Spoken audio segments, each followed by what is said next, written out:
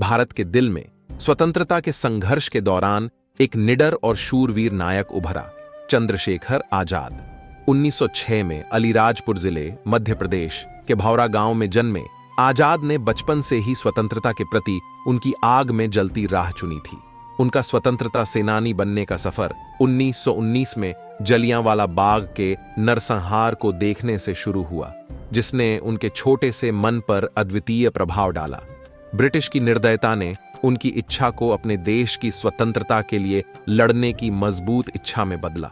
आजाद बड़े होते ही उन्होंने उत्पीड़क ब्रिटिश शासन के खिलाफ विभिन्न क्रांतिकारी गतिविधियों में सक्रिय भूमिका निभाई।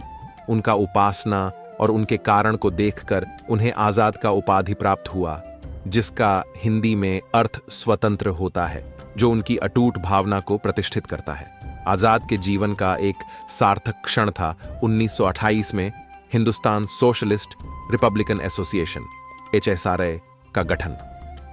आजाद भगत सिंह और राजगुरु जैसे साथियों के साथ ने ब्रिटिश राज को पराजित करके एक लोकतांत्रिक और समाजवादी सरकार स्थापित करने का उद्देश्य रखा।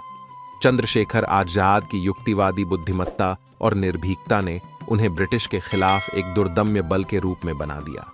उन्होंने 1925 में काकोरी ट्रेन डकैती जैसी बहादुर गतिविधियां की, जिनका उद्देश्य क्रांतिकारी गतिविधियों के लिए धन प्राप्त करना था।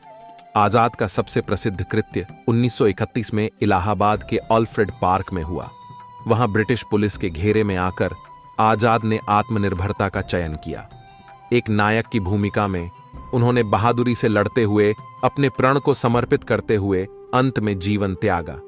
उनका बलिदान भारतीय इतिहास में गूंथा गया और उनकी शौर्य गाथा ने अनगिनत लोगों को स्वतंत्रता के लिए युद्ध करने के लिए प्रेरित किया। चंद्रशेखर आजाद की धरोहर न केवल इतिहास के पृष्ठभूमियों में बल्कि हर भारतीय के दिल में भी बसी है।